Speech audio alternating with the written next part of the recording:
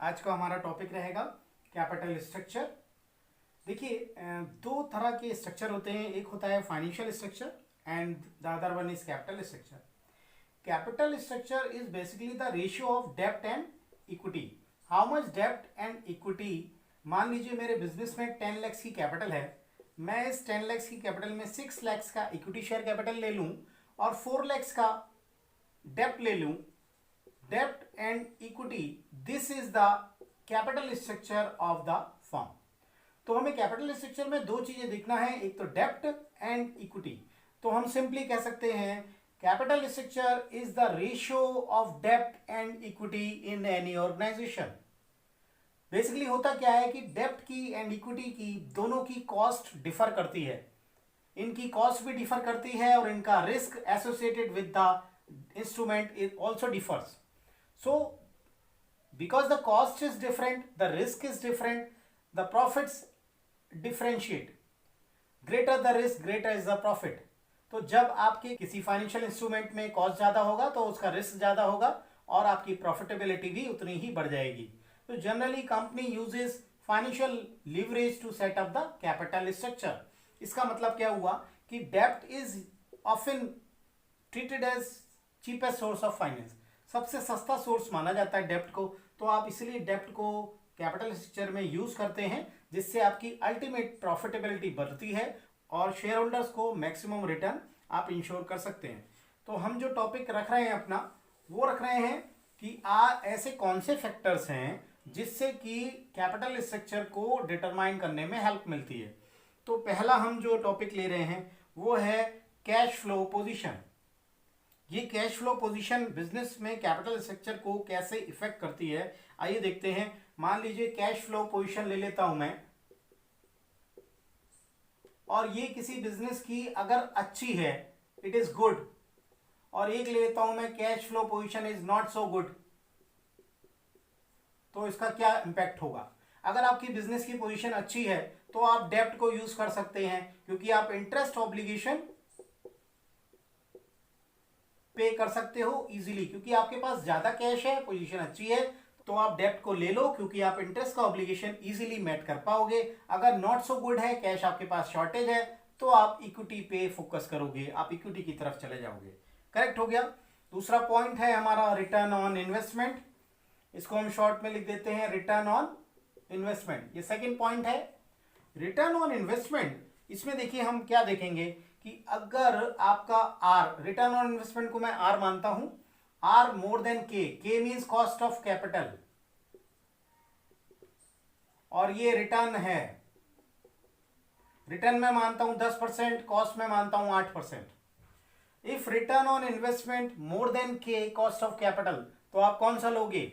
Obviously cost of डेब्ट। ये आप डेब्ट लोगे क्योंकि आपको 2% एडिशनल रिटर्न मिल रहा है। क्या होता है कि आप 8% पे मार्केट से पैसा उठाया, आपने लगा दिया कैपिटल में और आपको रिटर्न मिल रहा है उससे 10%, तो जो बैलेंस 2% बचा, इट इज योर प्रॉफिट।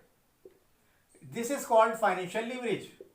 क्योंकि आपने 8% पे लिया और 10% आप अर्न कर रहे हैं, तो इसका मतलब आपका ये 2% का प्रॉफिट हो गया। तो हमेशा आप ध्यान रखिएगा, अगर आपका रिटर्न कॉस्ट ऑफ कैपिटल से ज्यादा है तो आप डेब्ट को प्रीफर करोगे। I hope this point is clear to you. बढ़ते हैं नेक्स्ट टॉपिक पर, जो है कॉस्ट ऑफ डेब्ट, और वो इसी से रिलेटेड है। कॉस्ट ऑफ डेब्ट मैंने आपको अभी बता दिया है कि कॉस्ट ऑफ डेब्ट में डेब्ट is cheaper source of finance. डेब्ट is cheaper source of finance, तो आप इस केस में डेब्ट को प्रीफर करोगे और डेब्ट को ले लोगे। यही आपका सेम पॉइंट है। तो 3 पॉइंट आपके मैं समझता हूं क्लियर हैं। बढ़ते हैं नेक्स्ट पॉइंट की ओर, जो है फ्लोटेशन कॉस्ट। देखिए हमने अभी देखा कि डेब्ट एंड इक्विटी दो सोर्सेज हैं, ठीक है ना। तो डेब्ट में आपका जो फ्लोटेशन कॉस्ट है, हमें लेना है एक तरफ डेब्ट, एक तरफ इक्विटी। यही तो होता है कैपिटल स्ट्रक्चर। तो डेब्ट की फ्लोटेशन कॉस्ट और इक्विटी की फ्लोटेशन कॉस्ट में क्या है? इसमें देखिए आपके बहुत सारे एक्सपेंसेस होते हैं इन्वॉल्व, जो आईपीओ करते समय कंपनी लाती है, जो कंपनी ऑफर लाती है, पब्लिक ऑफर लाती है, उसमें बहुत सारे एक्सपेंसेस हो जाते हैं। तो इसलिए ये थोड़ा महंगा सोर्स है फाइनेंस का। और डेब्ट क्या है? आपने लोन ले लिया, आपने बोरोइंग कर ली, तो ये बोरोइंग या लोन जो होता है ये थोड़ा सस्ता होता है अगर आप इसको कंपेयर करेंगे इक्विटी की कॉस्ट से, फ्लोटेशन कॉस्ट से। तो फ्लोटेशन कॉस्ट आपकी जाहिर सी बात है डेप्ट में कम आती है, इसलिए हम डेप्ट को चूज कर सकते हैं बेस्ड ऑन फ्लोटेशन कॉस्ट। ठीक है, अगला मूव करते हैं। नेक्स्ट पॉइंट है डिग्री ऑफ कंट्रोल। ये हमारा नेक्स्ट पॉइंट आ रहा है, degree of control. Degree of control का मतलब है कि अगर शेयर होल्डर्स कंट्रोल चाह रहे हैं, देखिए एक तरफ इक्विटी एक तरफ डेप्ट, आप कंट्रोल चाह रहे हो ना, जब आप कंट्रोलिंग पावर चाह रहे हैं तो आप डेप्ट को प्रीफर करोगे, बिकॉज डेप्ट हैज नो वोटिंग राइट। डेप्ट की कोई वोटिंग राइट नहीं होती, तो मैक्सिमम कंट्रोल इक्विटी के पास चला जाता है। अगर आप इक्विटी करोगे इशू फर्दर तो आपका इक्विटी डाइल्यूट होती है, आपका कंट्रोल कम होता है। तो जब भी आप कंट्रोल की बात करते हैं, डिग्री ऑफ कंट्रोल की, तो आप डेप्ट को प्रीफर करोगे अगर आप कंट्रोल अपने पास रखना चाहते हो तो, क्योंकि डेप्ट का उनका कोई से नहीं होता, तो इसलिए आप डेप्ट को यूज कर लेते हो। अगला पॉइंट है जो बहुत इंपॉर्टेंट पॉइंट है, interest coverage ratio. This is the most important point. Interest coverage ratio को मैं शॉर्ट में मानता हूं ICR, और इसका फॉर्मूला होता है EBIT अपॉन इंटरेस्ट। आइए देखते हैं EBIT क्या होता है। EBIT होता है earning before interest and tax.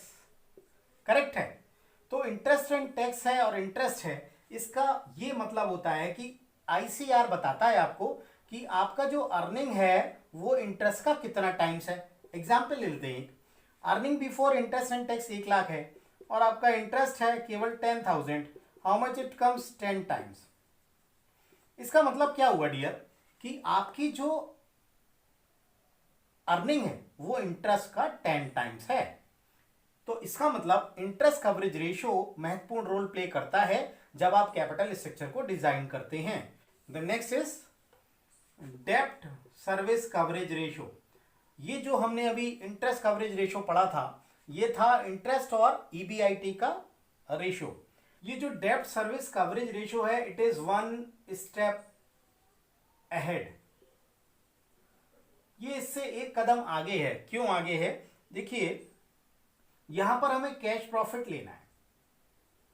हमने यहां earning before interest and tax लिया था, यहां हम कैश प्रॉफिट लेंगे कि 11,000 अर्निंग है, 1,000 आपका डेप है, तो आपका प्रॉफिट कितना बचा 10,000।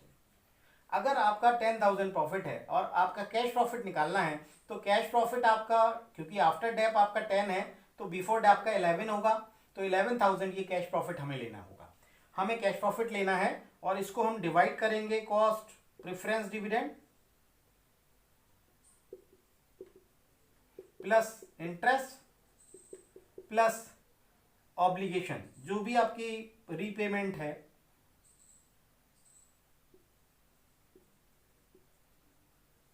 Repayment of obligation.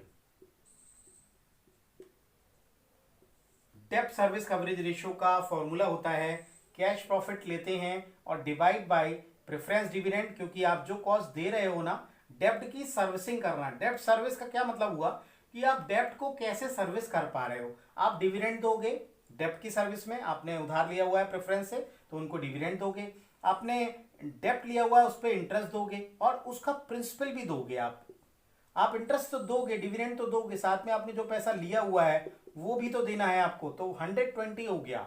और आपका जितना प्रॉफिट है तो ये कितने टाइम्स आ रहा है। एक एग्जांपल ले लेते हैं, कैश प्रॉफिट आपका 1,20,000 है, ये 10,000 है प्रेफरेंस डिविडेंड, इक्विटी इंटरेस्ट भी 10,000 मानता हूं और ये मानता हूं मैं 1 लाख या ये 12 लाख मान लीजिए। देखिए कितने टाइम्स आता है, 10 टाइम्स आ गया।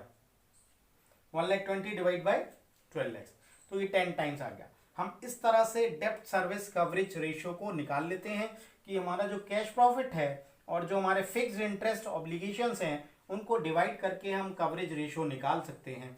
और ये जितना ज़्यादा होगा उतना ही हमारे लिए अच्छा है, हम उसको डेब्ट को यूज कर सकते हैं।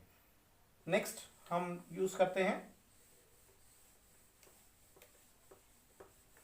देखिए अगला टॉपिक, ये हमारा डेब्ट सर्विस कवरेज रेशियो क्लियर हो गया। अब बहुत इजी पॉइंट्स बचे हैं, 3 पॉइंट्स हैं, आइए इसको ले लेते हैं। Stock market conditions. अगर देखिए दो मार्केट की कंडीशंस होती हैं, एक तो होता है बूम पीरियड और एक होता है रिसेशन, डिप्रेशन पीरियड होता है। हमें अगर बूम पीरियड है तो हम इक्विटी प्रेफर करते हैं, क्योंकि हमारी सब चीज़ें बढ़ रही होती हैं, ग्रोथ होता है, मार्केट में प्रॉफिट्स होते हैं, तो इक्विटी शेयर प्रमोट करते हैं ताकि हमें ज़्यादा प्रॉफिट मिल सके। जितना रिस्क होगा उतना ही प्रॉफिट्स होगा। डिप्रेशन के टाइम में, जैसा अभी कोविड-19 का चल रहा है, तो डिप्रेशन के टाइम पे आप डेप्ट को प्रीफर करोगे, क्योंकि आप रिस्क लेना चाहते नहीं हो। तो डेप्ट इज सेफेस्ट इंस्ट्रूमेंट है, आपको उतना रिटर्न मिलेगा ही मिलेगा। तो डिप्रेशन के टाइम पे आप डेप्ट को यूज़ करते हो और बूम पीरियड के टाइम पे आप इक्विटी को यूज़ करते हो। I hope this is clear to you. अगला पॉइंट ले लेते हैं, फ्लेक्सिबिलिटी ऑफ फाइनेंस। इस फ्लेक्सिबिलिटी ऑफ फाइनेंस का मतलब क्या है कि आपका जो भी फाइनेंशियल प्लान है, अगर आप एक्सेस ऑफ डेप्ट ले लोगे तो वो रिस्ट्रिक्ट करता है फर्म की कैपेसिटी टू बोरो। अगर आपने एक्सेस ले लिया, एक्सेस डेप्ट रिस्ट्रिक्ट द बोरोइंग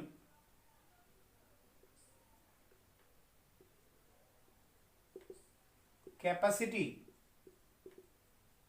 आपके बिजनेस की बोरोइंग कैपेसिटी को रिस्ट्रिक्ट कर देगा एक्सेस डेप्ट। तो फ्लेक्सिबिलिटी होना चाहिए फाइनेंशियल प्लान में। आप इतना ज़्यादा डेप्ट लेके मत बैठ जाइएगा कि कभी अगर फ्यूचर में आपको जरूरत पड़े डेप्ट की तो आप ले ही ना पाओ, क्योंकि आपकी बोरोइंग कैपेसिटी रिस्ट्रिक्ट हो जाएगी। तो एक्सेस ऑफ डेप्ट is bad for your business. हालांकि डेप्ट चीपेस्ट सोर्स फाइनेंस होता है, लेकिन उसका एक बैलेंस होना चाहिए, उसका एक रेशियो, उसका एक मिक्सचर अच्छा होना चाहिए जिससे आपको रिटर्न मैक्सिमाइज हो जाए। करेक्ट है। लास्ट पॉइंट हम देखते हैं ये कैपिटल स्ट्रक्चर का, ये है रिस्क कंसिडरेशन। इसमें दो तरह के रिस्क होते हैं, एक तो फाइनेंशियल रिस्क होता है और एक होता है बिजनेस रिस्क। फाइनेंशियल रिस्क होता है इंटरेस्ट वगैरह ऑब्लिगेशन का, जो आप बाहर से इंटरेस्ट ले रहे हो, जो आप डेप्ट ले रहे हो उस पर इंटरेस्ट दोगे, ये फाइनेंशियल रिस्क है। और बिजनेस रिस्क का, हम यहाँ बिजनेस रिस्क की बात करते हैं। बिजनेस रिस्क अगर किसी का कम है, if it is low and it is high, ये बात करना है हमें। तो अगर बिजनेस रिस्क कम है तो डेप्ट को प्रीफर करेंगे हम। अगर बिजनेस रिस्क कम है तो डेप्ट को प्रीफर करेंगे ऑब्वियसली, ये ट्रेडिंग ऑन इक्विटी कहलाता है। और अगर बिजनेस रिस्क ज्यादा है तो इक्विटी इज प्रीफर्ड। तो this is called trading on equity. तो मैं समझता हूं ये आपको कैपिटल स्ट्रक्चर का डेप्ट और इक्विटी का जो रेशियो है, या इसको हम डेप्ट इक्विटी रेशियो, आपने फाइनेंशियल जो आपने रेशियो एनालिसिस किए होंगे उसमें डेप्ट इक्विटी रेशियो पढ़ा होगा, डेप्ट अपॉन इक्विटी। तो ये कैपिटल स्ट्रक्चर ही होता है जिसको हम रेशियो एनालिसिस में डेप्ट इक्विटी रेशियो के नाम से जानते हैं, और हमने बहुत सारे क्वेश्चंस किए हुए हैं इसके, तो उसको यहां पर अप्लाई कर देना है। I hope this is clear to you. Stay at home India, please subscribe and share my channel Total Commerce. Thank you very much, keep watching.